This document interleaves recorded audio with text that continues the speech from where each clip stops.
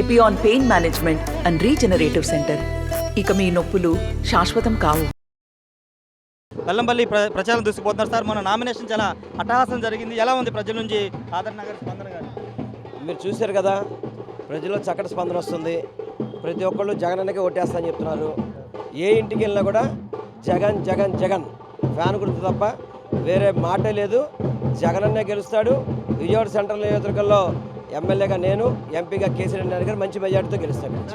మొన్న మీ కన్ను దాడి ఘటన, అదేవిధంగా ముఖ్యమంత్రి గారి మీద జరిగిన రాయి దాటిన ఘటనే కొంతమంది ఫేక్ ఫోటోలతో స్టిక్కర్లు అంటించుకుని పెద్ద ఎత్తున వైరల్ చేస్తున్నారు. వాటి మీద మీ రియాక్షన్? సార్, ఒకటి వాళ్ళకి మానవత్వం ఉండాలి. మనుషులైతే అలా చేయరు.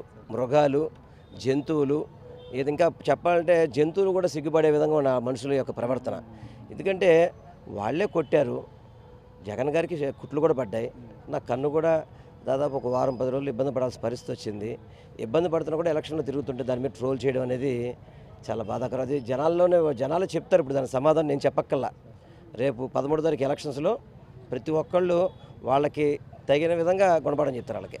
రాయి దాడి ఘటనకు సంబంధించి ఆ కేసులో దుర్గారావు అతను ఏం తప్పు చేయలేదు, విడిచిపెట్టారు. ఏం జరుగుతుంది అనుకున్నారు అసలు? సార్, ఒకటైతే వాస్తవం, ఇది పోలీస్ డిపార్ట్మెంటు మొత్తం పరిశీలిస్తుంది. పట్టుకోవాల్సిన బాధ్యత పోలీస్ డిపార్ట్మెంట్ది. ఎందుకంటే గౌరవ ముఖ్యమంత్రి గారి మీద హత్యా ప్రయత్నం జరిగింది కాబట్టి దాన్ని సీరియస్గా తీసుకోవాల్సిన బాధ్యత పోలీస్ డిపార్ట్మెంట్ ఉంది. ఇప్పుడున్న ఎలక్షన్ కమిషన్ కూడా సీరియస్గా స్పందించాలి. స్పందించి ఏ విధంగా అయితే ఆధారాలు దొరుకుతున్నాయో వాళ్ళందరి మీద యాక్షన్ తీసుకోవాల్సిన బాధ్యత ఉంది. ఎందుకంటే ఆయన సామాన్య వ్యక్తి కాదు. ఒక ముఖ్యమంత్రిని చంపడానికి ప్రయత్నం చేసిన వాళ్ళు చిన్న స్థాయిలో ఉంటారని చెప్పని ఎవరు భావించాల్సిన పరిస్థితి లేదు. ఇది తప్పకుండా తెలుగుదేశం పార్టీ ఆధ్వర్యంలో జరిగింది కాబట్టి పోలీస్ డిపార్ట్మెంట్ దాన్ని 100% పట్టుకుంటుంది. తప్పకుండా నిజం నెగ్గుదేలుద్దని మాత్రం నాకు పూర్తి విశ్వాసం ఉంది. ఇంటెలిజెన్స్ డీజీని, అదేవిధంగా విజయవాడ సిపిని కూడా ట్రాన్స్ఫర్ చేశారు. ఈ కేసుకు సంబంధించి సరిగా భద్రతాపరమైన లోపాలు ఉన్నాయి కాబట్టి వాళ్ళని ట్రాన్స్ఫర్ చేసిందని ఒక సార్, ఒకటి వాస్తవం సార్, చంద్రబాబుకి వ్యవస్థలు మెయింటైన్ చేయడం చాలా వెన్నతో పెట్టిన విద్య. ఏదైనా చేయగలుగుతాడు. నేను అనుకునేది ఒకటి, అధికారులని ట్రాన్స్ఫర్ చేసిన మాత్రాన జగన్మోహన్ రెడ్డి గారి యొక్క విజయాన్ని ఎవరు ఆపలేరు. ఆయన అధికారులను నమ్ముకోను లేకపోతే వేరే దిక్కుమాల రాజకీయాలు చేద్దాం ఆలోచన ఎప్పుడు ఉండదు. ప్రజలకి మంచి చేస్తే వెళ్తాం, ప్రజలకు మంచి చేస్తే నాకు ఓటేస్తారని నమ్ముకున్న వ్యక్తి కాబట్టి వీటన్నిటికీ పట్టించుకునే పరిస్థితి ఉండదు. ఊరికే వాళ్ళ పచ్చ మీడియాలో సునకానందం పొందుతున్నారు. ఎవరైనా కానీ రాష్ట్రం మొత్తం ఆఫీసులు మార్చుకోమని మాకేం ఇబ్బంది. ఎవరైనా పరిపాలన చేయాల్సిన అవసరం ఉంటుంది.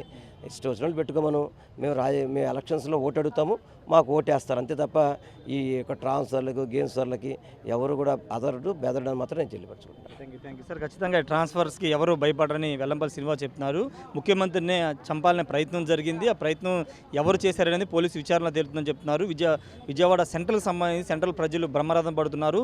స్థానిక ఎమ్మెల్యేగా తనని, ఎంపీగా కేసీఆర్ నానిని ఖచ్చితంగా ప్రజలు గెలిపిస్తారని చెప్తున్నారు. పూర్తిగా అధికారుల బదిలీకి సంబంధించి చంద్రబాబు ఎవరినైనా మ్యానిపులేట్ చేసే సత్తా ఉంది కాబట్టి ఆయన ఏదైనా చేయగలరు. కానీ ప్రజలు మాత్రం ఇదంతా గమనిస్తున్నారు. సరైన వారికి సరైన విధంగా బుద్ధి చెప్తారని వెల్లంపల్లి శ్రీనివాస్ చెప్తున్నారు. Camera person ప్రసాద్తో Rayesh RTV Vijayawada నుండి. నమస్తే అండి. ఇది వ్యాపారం గురించి కాదు, ఓటు గురించి. ఎన్నికల్లో ఓటు వేయడం మన హక్కు మాత్రమే కాదు, కర్తవ్యం. ఎంతో మంది మహా నేతలు శ్రమించి ప్రాణత్యాగం చేసి ఈ అవకాశాన్ని మనకిప్పించారు. అందరూ ఓటు వేద్దాం. ఎందుకంటే ఓటు హక్కు ఊరికే రాదు. నా ఓటు ఎవరికో తెలుసా? అది సీక్రెట్ అండి.